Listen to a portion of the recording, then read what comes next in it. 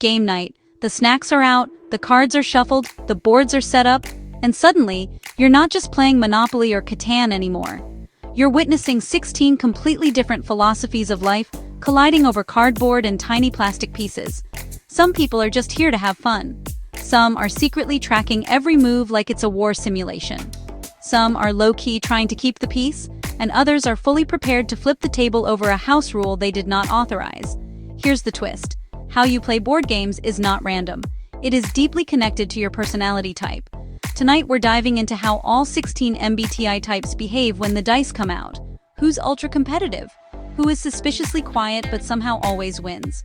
Who keeps explaining the rules again and again? And who is just collecting cards because they like the art? If you love scary accurate MBTI breakdowns that make you laugh, nod, and say, "Oh no, that's literally me," when someone suggests Uno, hit like, tap subscribe, and drop your type in the comments below. Here at Personality IRL, we don't just talk personality types, we decode how they actually show up in real-life moments like game night chaos. Alright, shuffle the deck, roll for initiative, and let's see how each type plays the game. These four treat game night a little less like let's hang out, and a little more like organized competition with rules, structure, and maybe a strategy session afterward. The ISTJ arrives at game night already knowing the rules. If it is a game they suggested, they have probably watched 3 tutorials and read the official FAQ twice. They enjoy games with clear instructions, well-defined turns, and minimal chaos. Think classics like chess, Ticket to Ride, or any game where the smartest, most consistent player wins over time. When someone says, "We can just wing it," or "We always play it this way at my house," the ISTJ's eye twitch is visible in 3 dimensions. They are not trying to be controlling, they just believe rules exist for a reason. While playing, they are calm, observant, and quietly competitive. They do not trash talk, they do not yell. They simply play well, win often, and politely correct you when you try to move diagonally in a game that does not allow it. For the ESTJ, game night is a mission. They want everyone to understand the game, sit down, focus, and actually play. No wandering off, no half paying attention, no talking over the instructions. They love games with structure, strategy, and clear winners. Think Risk, Settlers of Catan, or any game where you can conquer, dominate, and declare victory in a very official way. During the game, the ESTJ can get loud, directive, and straight to the point. They will remind people of turn order. They will enforce time limits. They will say things like, "Guys, if you just focus, this would go faster." They are competitive, but not just for themselves. Deep down, they want game night to be efficient, fair, and actually fun for everyone. Though their version of fun looks suspiciously like a boardroom in disguise. The INTJ sits down at the table and is immediately calculating. They do not just want to win, they want to understand the entire system of the game. They are drawn to complex strategy games that reward planning and foresight. Things like Catan, terraforming Mars, or intricate card engines where they can build combos and optimize every turn. Simple roll-and-move games bore them instantly. At first, they may seem quiet and detached, but inside, they are mapping probabilities, predicting your moves, and identifying the optimal path to victory. They are not usually the loudest, but they are often the one who wins in a way that makes everyone else say, "Wait, how did you get so many points?" When the ENTJ sits down to play, the vibe shifts. Suddenly the board is no longer cute, it is a battlefield.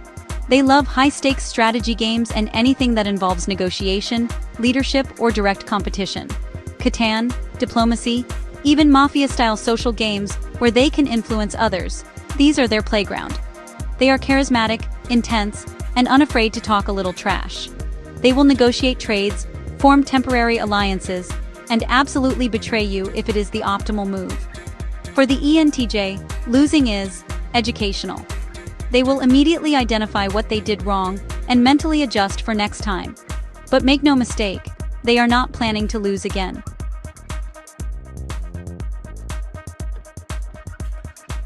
The planners bring structure and strategy.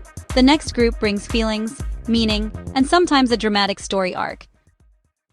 These four are less concerned with crushing the competition and more focused on connection, vibes, and deeper emotional undercurrents, even over a deck of cards. The ISFJ may be the one who organized the game night, not because they are obsessed with games, but because they love giving people a cozy bonding experience. They prefer games that are easy to learn, inclusive, and not overly intense. Cooperative games like Pandemic, lighter card games, or party games that allow everyone to participate without feeling attacked tend to be their favorites. If someone is struggling to understand the rules, the ISFJ will quietly help them. If tensions rise, they will crack a small joke or gently redirect the energy. Winning is nice, but what matters most to them is whether everyone feels comfortable, included, and like they had a good time. INFJs play board games like they are secretly studying a case file on human behavior. They enjoy games that tell a story, involve hidden roles, or require understanding people's motives. Werewolf, mafia, or narrative-based games where you piece together clues and dynamics are especially appealing. They may not be the loudest at the table, but they notice everything. Who gets competitive, who gets quiet, who jokes their way through losing. They are moderately competitive, but only when they believe everyone is still emotionally okay. If someone is clearly upset, the INFJ shifts their focus from winning the game to healing the mood. For the ISFP, game night is about the aesthetic and the moment. They love games that look beautiful, feel creative, or allow self-expression, maybe Dixit, Telestrations, or artsy card games. They are not usually hardcore rules enforcers. If a rule gets bent in the name of fun, they are fine with it. They care more about laughing, connecting, and enjoying themselves than tracking every point. Their competitiveness comes and goes. If they are emotionally invested, they will quietly try very hard. If not, they are just there to snack, laugh, and enjoy the atmosphere. The INFP plays games like they are stepping into another world. They love games with stories, imagination, and emotional or moral choices. Cooperative games, narrative adventures, or anything whimsical and creative are ideal. They are the kind of player who becomes attached to their character in a role-playing game. If their character has a tragic backstory, they are fully committed to it emotionally. They can be competitive, but often in an idealistic way. They might care more about what feels right than what wins. They will sometimes make choices that align with a character or narrative, even if it is not the most strategic move.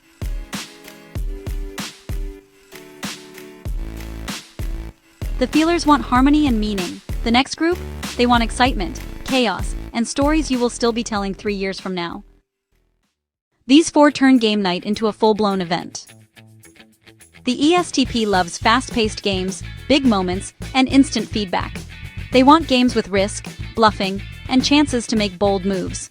Think poker, party games, or anything where they can dramatically change the outcome with one clever play. They are energetic, charming, and unapologetically competitive. They might tease, joke, and hype everyone up, turning even a simple game into a theatrical showdown. They do not want long, slow, overly complex games that drag on forever. If the game takes longer to explain than to play, they are already checking out. The ESFP is here for fun. If the game is not fun, they will make it fun. They love party games, charades, social games, and anything that involves laughing, acting, or dramatic reactions. They are fully expressive when they win, and comically dramatic when they lose. If a game turns too serious or tense, the ESFP will diffuse it with humor, impressions, or wild side comments. Their goal is not just to play, but to create memories people will quote later. The ENTP treats game night as an experimental sandbox. They love games with complex rules, loopholes, and opportunities for clever tactics or mind games. Think social deduction games, bluffing games, or intricate card engines. They are very competitive, but not always in a straightforward way. They love trying weird strategies, breaking expectations, and challenging the meta of a game. They will argue about rules, not because they care about control, but because they enjoy debating. For them, half the fun is the banter, the mind games, and the intellectual chaos along the way. The ENFP shows up to game night with enthusiasm and a slightly unpredictable energy. They appreciate games that allow creativity, connection, and a bit of drama, like social deduction games, cooperative adventures, or light-hearted party games. They are competitively inconsistent. One game they are all in, hyper-focused on winning for their team. The next game they are distracted by a side conversation, someone's emotional energy, or the story they just invented for their character. If the game brings people closer, the ENFP is happy, even if they completely forgot it was their turn for the third time.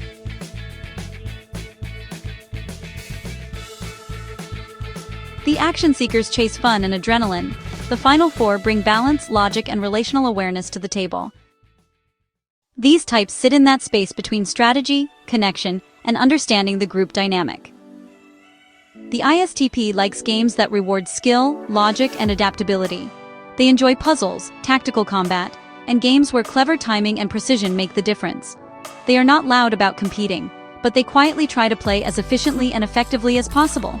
They love figuring out how a system works, and then using it to their advantage. If the game is too social or too chaotic, they may retreat into observer mode. But if the game lets them apply skill, they are suddenly very engaged. The INTP sees board games as systems to be understood and optimized. They enjoy complex strategy games, engine-building games, and anything with intricate interlocking mechanics. They may ask a lot of questions at first, but once the rules click, they start testing hypotheses. What happens if I build this engine? What if I focus on this resource? Can I break the game? They do not always care about winning as much as they care about solving the puzzle. But when they do win, it often feels like they solved a satisfying equation. The ENFJ plays to win, but more importantly, they play so everyone else enjoys game night. They love games that combine strategy and interaction, cooperative games, negotiation games, or social deduction games where reading people matters. They pay attention to who looks confused, who feels left out, and who is getting too competitive. They will explain rules, mediate disputes, and hype other people up when they make a good move. Winning feels great, but what really satisfies them is seeing game night strengthen relationships. The ESFJ wants game night to feel like a wholesome event. They are often the one organizing the snacks, choosing games based on the group, and making sure everyone has a seat and understands what is going on. They enjoy games that are social, interactive, and relatively easy to explain. Party games, family classics, and cooperative games are high on their list. They can get competitive if the stakes are friendly, but they really dislike it when things get too harsh or mean-spirited. They want everyone to leave game night feeling closer, not bruised.